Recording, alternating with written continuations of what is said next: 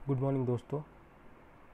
मैं यूपीएससी के लिए जो एनवायरनमेंट का हमारा टॉपिक है, principles of ecology and environment, इसके कुछ लेक्चर्स बनाने वाला हूँ जो यूट्यूब पे मैं बाद में अपलोड कर दूँगा। दोस्तों, मेरा नाम प्रशांत है। मैंने बीएससी बायोटेक्नोलॉजी किया है और एमएससी एनवायरमेंटल साइंस किया है। तो और एमएससी एनवायरमेंटल साइंस करने के बाद मैंने यूजीसी का जो एनवायरनमेंट का नेट एग्ज़ाम होता है वो क्वालिफाई किया है, और एक और एग्ज़ाम होता है सीएसआईआर का जो अर्थ साइंस के लिए होता है, उसमें मैंने जेआरएफ क्वालिफाई किया है। और जब मैंने यूपीएससी के लिए पढ़ना शुरू किया तब मुझे ऐसे समझ में आया कि काफ़ी लोग जो है वो इस एनवायरनमेंट के टॉपिक को लेके परेशान रहते हैं और उनको कंफ्यूज रहते हैं कि क्या पढ़े क्या ना पढ़े। तो मेरा प्लान ये है कि मैं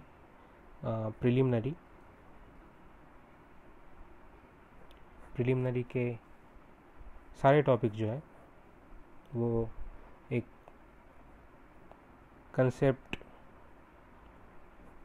बिल्डिंग का काम करने वाला हूँ। प्रिलिमिनरी के जो सारे टॉपिक्स हैं उसके प्लस जो मेंस के टॉपिक्स है उसमें भी आंसर राइटिंग में क्या क्या करना है वो मैं आगे चल के वीडियोज़ में दिखाने वाला हूँ। हमारा फोकस अभी जो है वो प्रिलिमिनरी का है। प्रिलिमिनरी में सबसे इम्पोर्टेंट है कि हमारे कंसेप्ट अच्छे होने चाहिए, हमारी कंसेप्चुअल जो क्लैरिटी है वो काफ़ी अच्छी होनी चाहिए। अगर आपको कोई क्वेश्चन पूछता है तो आपके अगर कंसेप्ट्स क्लियर ना हो तो आप वो क्वेश्चंस को टैकल करने में डिफ़िकल्टी महसूस करोगे। साथ साथ आपका जो करंट अफेयर का सेक्शन है, आपकी न्यूज़पेपर रीडिंग अच्छी होनी चाहिए।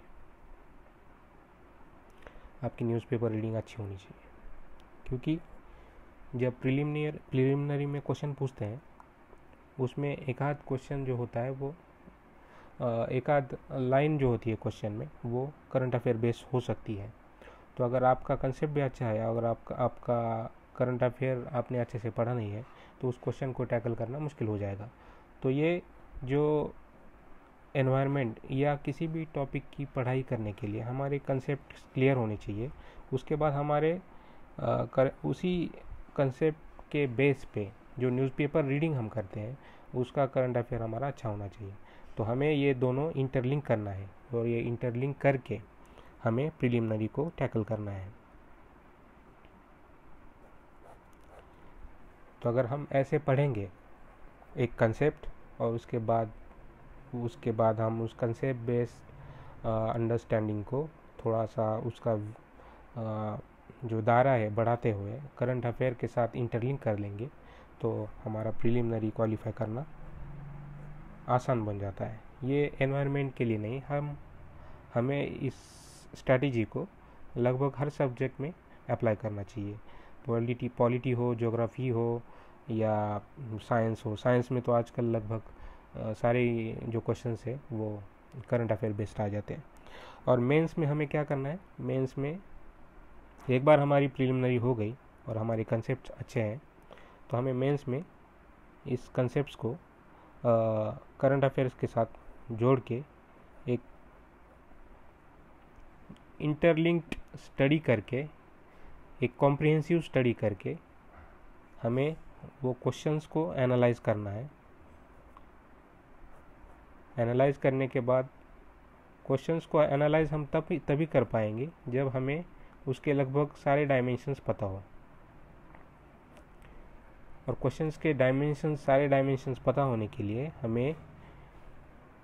हमने जो एनवायरनमेंट के कंसेप्ट्स पढ़े हैं उन सबको इंटरलिंक करना आना चाहिए। क्योंकि एनवायरनमेंट के बहुत सारे टॉपिक्स जो है वो इंटरलिंक्ड है, और अगर हम उसको इंटरलिंक कर पाएंगे, अच्छे से समझ पाएंगे, तो ही हम वो मेंस में जो क्वेश्चंस के आंसर लिख पाएंगे। और मेंस के जो आंसर राइटिंग करते हैं हम उसमें कीवर्ड्स जो है, कंसेप्ट बेस्ड जो कीवर्ड्स हैं वो बहुत ज़रूरी होते हैं। हम लिखते तो बहुत ज़्यादा है बट ये हमारे कीवर्ड्स उसमें मिस हो जाते हैं। जैसे जैसे हम आगे पढ़ेंगे मैं आपको बताऊंगा कि कीवर्ड्स कौन से हैं, और जब ये क्वेश्चन कोई आता है तो हमें इन कीवर्ड्स का कैसे यूज़ करना है।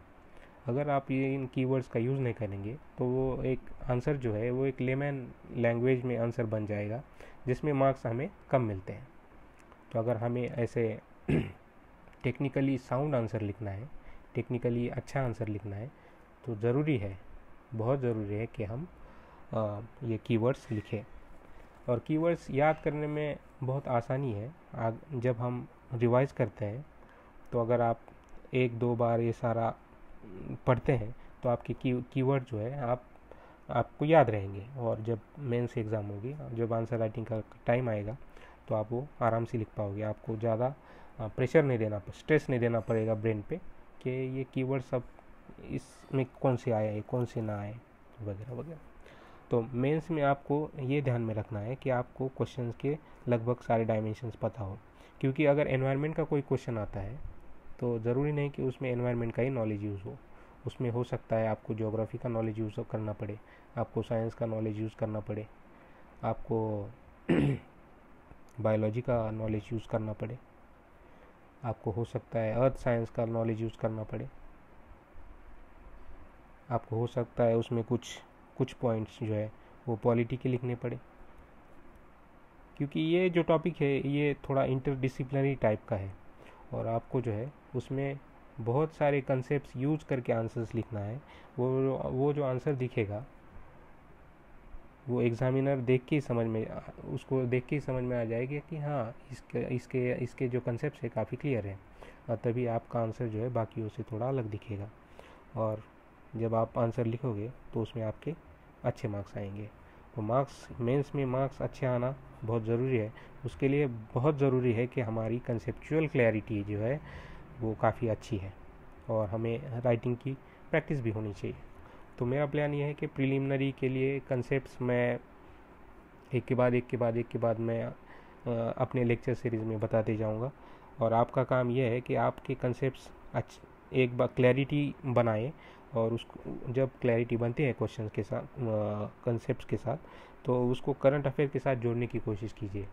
जो बिगिनर्स है वो अगर ऐसा करेंगे, कंसेप्ट एक बार समझ ले, और फिर न्यूज़पेपर हम पढ़ते हैं, अगर हम कंसेप्ट हमारा सपोज पोल्यूशन का है,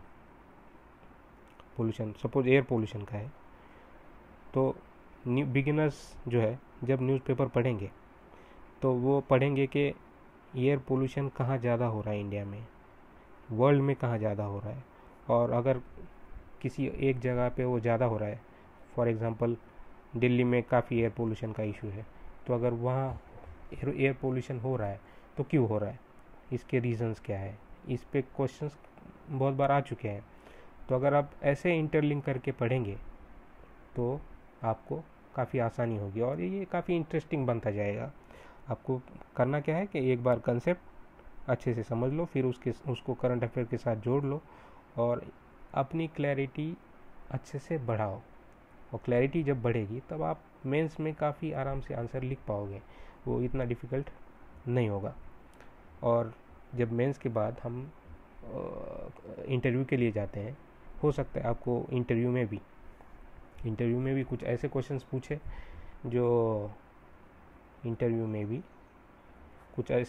पूछे जो आपकी क्लैरिटी कंसेप्ट की क्लैरिटी डिसाइड होगी वहाँ पे। तो ये आपको फ़ायदेमंद रहेगा जब आप ऐसे पढ़ेंगे कंसेप्ट, फिर उसका करंट अफेयर के साथ लिंक करना, और चीज़ों को कॉम्प्रिहेंसिवली एनालाइज करना। अगर आप ये तीनों चीज़ें करेंगे तो आपको इंटरव्यू में भी अगर एनवायरनमेंट का कोई क्वेश्चन पूछता है तो उसमें आंसर करने में आसानी होगी। तो दोस्तों, जो प्रिंसिपल्स ऑफ इकोलॉजी और एंड एनवायरनमेंट का जो टॉपिक है, इसको आपको कैसे पढ़ना है, आपको बहुत सारे बुक्स सर्च करने की बिल्कुल ज़रूरत नहीं है। आप जैसे जैसे लेक्चर्स देखेंगे आपको याद रखना है कि इसके लिए मुझे क्या पढ़ना है। मैं एक एक चीज़ बताते जाऊंगा, आपको इसके लिए ये पढ़ना है।